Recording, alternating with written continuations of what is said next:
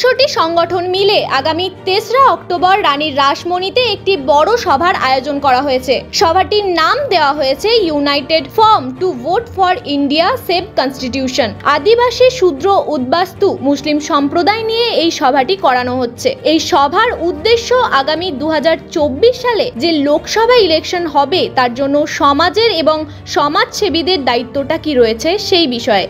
জিনিসপত্রের মূল্য বৃদ্ধি, এনআরসি, ইউসিসির বিরুদ্ধে সভ্য সমাজের যে সকল মানুষেরা সামিল ছিলেন এখন তারা United form to vote for ইন্ডিয়াতে কাজ করছেন। সকল মানুষের কাছে ওনাদের আবেদন, জাতপাত, ধর্ম ও বর্ণ বৈষম্য থেকে সরে এসে 2024-এর লোকসভা ভোটে এমন এক পার্টিকে নিয়ে আসুন যারা সেকুলার পার্টি। 3রা অক্টোবর 12টায় রামলীলা ময়দান থেকে এই প্রোগ্রামটি শুরু হবে এবং রানী রাসমণিতে শেষ হবে। তামিল এডুকেশনাল অ্যান্ড ওয়েলফেয়ার ট্রাস্টের হলে এই আলোচনা সভায় উপস্থিত ব্যক্তিরা কি বললেন শুনে নেব।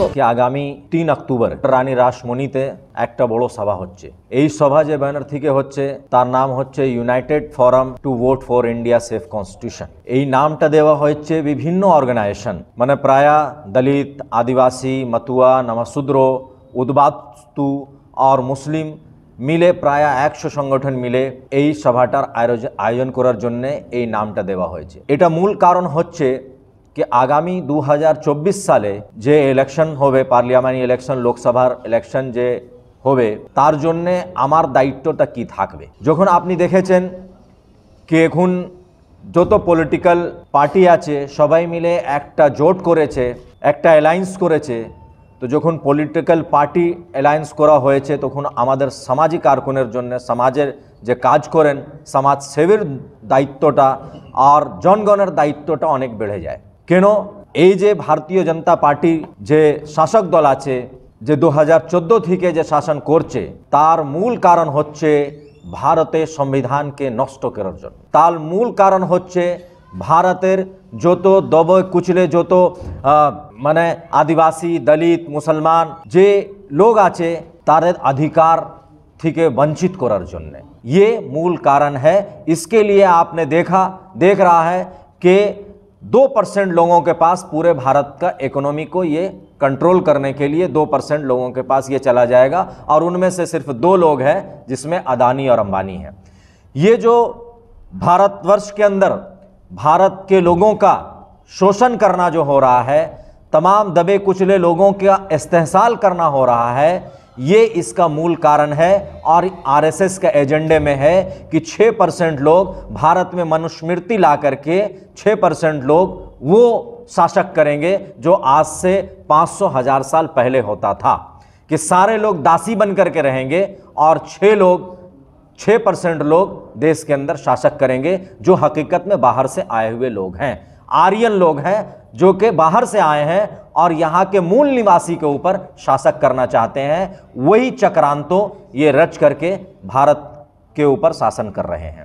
लिहाजा हम तमाम भारतवासी, तमाम दलित, आदिवासी और जो लोग इंसाफ पसंद लोग हैं, जो लोग संविधान को मानते हैं, जो लोग भारत के अंदर इत्तेहाद और भारत के अंदर यूनिटी कायम करना चाहते हैं, ऐसे सभी लोग मिल करके आइंदा 2024 के लिए इकट्ठा होकर इंडिया वोट का, इंडिया जोट का समर्थन करने के लिए हम तमाम सोशल ऑर्गेनाइजेशन रास्ते पे उतर रहे हैं। 3 अक्टूबर को रामलीला मैदान से 12 बजे दिन में निकलेंगे और रानी रासमणि रोड में जमा होंगे, जिसमें आदिवासी अपने मूल तरीके के साथ, अपने फुल आइडेंटिफिकेशन के साथ आएंगे, मতুয়া लोग आएंगे। এটা আমাদের পুরো সোশ্যাল অর্গানাইজেশন যেটা আছে, যে কোভিড সময় কাজ করেছেন, যে এনআরসির জন্য কাজ করেন, যে সব সময় মানুষের জন্য কাজ করে, মানুষের জন্য যখন জরুরত পড়ে, ওদের বন্যা এসে যায়, তো বন্যা আসার সময় যে দরকার পড়ে কি কাজের ওনার কাপড়ের দরকার আছে বা খাবার দরকার আছে বা তিরপালের দরকার আছে, যখন কোভিড ছিল সে সময় মানুষেরকে অক্সিজেন দরকার ছিল, সেই লোক নেবে মাঠে অক্সিজেন প্রোভাইড করছিল। যেই সময় মানুষের এখানে শহরিয়ত যাওয়ার, এখানে সিটিজেনশিপ যাওয়ার খতরা ছিল, সে সময় আমরা মাঠে নেমেছি। এই সময় আমরা সংবিধানকে রক্ষা করার জন্য, ভারতবর্ষকে রক্ষা করার জন্য এটা নামছি। এটাতে কোনো পলিটিক্যাল লোক থাকবে না। देखिए 3 अक्टूबर को एक बड़ा इजलास शहर कलकत्ता में हो रहा है, जिसमें पूरे बंगाल के हर डिस्ट्रिक्ट की नुमाइंदगी और तकरीबन हर मजहब और फ़िरक़े के मानने वाले लोगों की नुमाइंदगी होगी इंशाअल्लाह ताला। मकसद ये है कि वोट का बंटवारा ना हो और फासिस्ट ताकतें उसका फ़ायदा हासिल न करें। जो फासिस्ट ताकतें हैं वो इस पूरे मुल्क के लिए एक बड़ा ख़तरा है। मुल्क तबाह व बर्बाद हो चुका है, मुल्क कंगाल हो चुका है, बड़ी कसीर रकम इस मुल्क से निकल कर बाहर मुल्कों में जा चुका। तो और दिन ब दिन जो हालात हैं जॉब का, इकोनॉमी का या सोशल सिक्योरिटी का, वो बहुत ख़राब हो रहा है। आप मणिपुर को देख लें और इस तरह के एग्जाम्पल्स, वो तो आ गया मीडिया में, सोशल मीडिया में इसलिए हाईलाइट हो गया, वरना ये रोज़ होता है। मणिपुर जैसे वाक़यात हर दिन भारत में हो रहे हैं। तो इन चीज़ों को ख़त्म कैसे किया जाएगा? जब तक आप फासिस्ट को पावर से बेदखल नहीं करेंगे ये चीज़ें ख़त्म नहीं होंगी। उसके लिए कोशिश की जा रही है और इसमें हर मज़हब और हर फ़िरक़े के लोग शामिल होंगे। आप लोग भी इसका कैंपेन लोगों तक पहुंचाएं, इस कैंपेन को, कि लोग इस 3 अक्टूबर के प्रोग्राम में रानी रासमोनी रोड में जमा हों बड़ी तादाद में और लोग वोट को इकट्ठा करके फासिस्ट ताकतों के ख़िलाफ़, ये लगभग सारी डिस्ट्रिक्ट से आएंगे। बंगाल में जितनी भी डिस्ट्रिक्ट्स हैं, 23 डिस्ट्रिक्ट्स हैं, तो तकरीबन उन तमाम डिस्ट्रिक्ट से लोग आएंगे।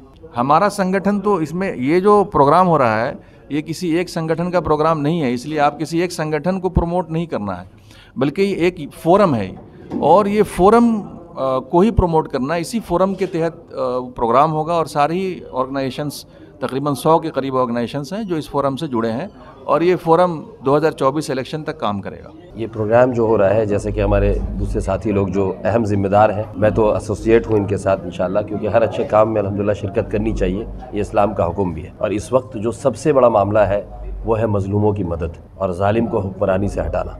ये इस्लामी एतबार से भी हमारे ऊपर फ़र्ज़ है, क्योंकि अल्लाह के नबी सल्लल्लाहु अलैहि वसल्लम ने हक़ बात जालिम बादशाह के सामने कहने को अफजलुल जिहाद बताया है। यानी बहुत गट्स का काम है, बहुत जहाँफिशानी का काम है, बहुत बड़ा काम है, जो अक्सर व बेशतर इस ज़माने में लोग नहीं कर पा रहे। इंशाअल्लाह कुछ ऐसे लोगों की जमात एक साथ इकट्ठा हुई है, उन लोगों ने 5-7 सालों से लगातार मेहनत की है और गरीब, कुचले और ऐसा तबका जो अक्सर मुतासिर रहता है हालात से, खाने के लिए, पीने के लिए, रहने के लिए, तालीम के लिए, सेहत के लिए, अपनी सेफ्टी और सिक्योरिटी के लिए, वो जो तबका परेशान रहता है, उनके लिए काम कर कर के ये अंदाज़ा हुआ कि भाई कितना सोशल वर्क किया जाए और कितने लोगों की हम ज़रूरत को पूरा कर सकते हैं, कितने लोगों को हम सेफ्टी प्रोवाइड कर सकते हैं। जबकि हुकूमतें अगर ऐसी हो कि जो पॉलिसी ही इनके ख़िलाफ़ बनाए, हुकूमतें ऐसी हो जो गरीब आदमी का बग़ैर सोचे हुए कि वो क्या खाएगा, क्या पिएगा, अपने बच्चे को क्या तालीम देगा, अपनी सेहत को कैसे अच्छा रखेगा, अपना फ्यूचर कैसे सिक्योर करेगा, इन चीज़ों के ख़िलाफ़ ही पॉलिसी जब बनाई जाए और हुकूमत के अंदर ऐसे लोग आकर बैठ जाए, तो जाहिर सी बात है सबसे पहली ज़िम्मेदारी हमारी यही बनती है कि भाई हम लोगों को हेल्प तो कर रहे हैं अपनी ज़ात से, लेकिन उससे बड़ा काम ये होता है कि जो लोग ऐसी पॉलिसी बना रहे हैं जिसकी वजह से हम लोगों को मजबूरन ये काम करना पड़ रहा, वरना हमारे भारत के अंदर, हमारे इंडिया के अंदर इतना रिसोर्सेज हैं और अल्हम्दुलिल्लाह इतना अल्लाह ने नवाजा है कि जो यहाँ की आबादी है उसके लिए वो काफ़ी है। ये हमारा यकीन और ईमान है, हमारा कुरान और हमारे नबी सल्लल्लाहु अलैहि वसल्लम की सीरत है ये। लेकिन उसके बावजूद जब चोर लोग हुकूमत में बैठ जाए, जब दोगले लोग हुकूमत में बैठ जाए, हिपोक्रेसी करने वाले लोग हुकूमत में बैठ जाए और वो नाम ले इंसान को नफ़ा पहुँचाने का और पॉलिसी जो हो उनकी वो सिर्फ नुकसान पहुँचाने वाली हो, तो जाहिर सी बात है ऐसे गीदड़ और लोमड़ियों को कितने दिन तक हम बर्दाश्त कर सकेंगे। हम लोग सारे ऑर्गेनाइजेशन मिलकर कितनी भी मेहनत कर ले, जब भुखमरी जो है वो हज़ारों की तादाद में होगी तो हम सैकड़ों को खिलाकर फिर भी 900 लोग बाकी रह जाएंगे। इसके लिए ज़रूरी है कि हम ऐसे हुक्मरानों को लाएँ, ऐसे काम करने वालों को लाएँ, ऐसे लोगों के हाथ में हम रिसोर्स पहुँचाएँ, ऐसे लोगों के हाथ में हम पावर पहुँचाएँ जो इंसानियत के लिए काम करें। तो अभी फ़िलहाल जो है एक चांस देना है जिसमें हर अच्छी जमात जो है आज शरीक हुई है एक फासिस्ट जमात के ख़िलाफ़। तो वोट फॉर इंडिया जो एक कोalition बना है बहुत सारी जमातों का हमारे मगरबी बंगाल के अंदर, माशाल्लाह दीदी ने उसके साथ कोalition किया है और वो एक अहम हिस्सा है उसकी, तृणमूल कांग्रेस। तो जाहिर सी बात है हम लोग वोट फॉर इंडिया इसके संगठन, जहाँ जहाँ जो लोग भी इस संगठन के साथ जुड़े हुए होंगे, उसके कैंडिडेट होंगे, उनके हक़ में हम लोग राह हमवार करने के लिए काम करेंगे। और 3 तारीख को इसी के लिए हम लोग एक बड़ी तादाद में बड़ी महासभा बुलाना चाह रहे हैं ताकि एक बार में एक बड़ा मैसेज जाए इंशाअल्लाह। United forum of India for vote जो महंगाई के खिलाफ, यूसीसी एनआरसी के खिलाफ सिविल सोसाइटी का एक मुत्तहिदा प्लेटफॉर्म है, जिसमें वो लोग हैं जो एनआरसी सीएए में सिविल सोसाइटी के जो लोग शामिल रहे, आज भी वही लोग United forum of vote for India में काम कर रहे हैं और 3 अक्टूबर को 12 बजे रामलीला मैदान से ये प्रोग्राम शुरू होकर रानी रासमणी में ख़त्म होगी।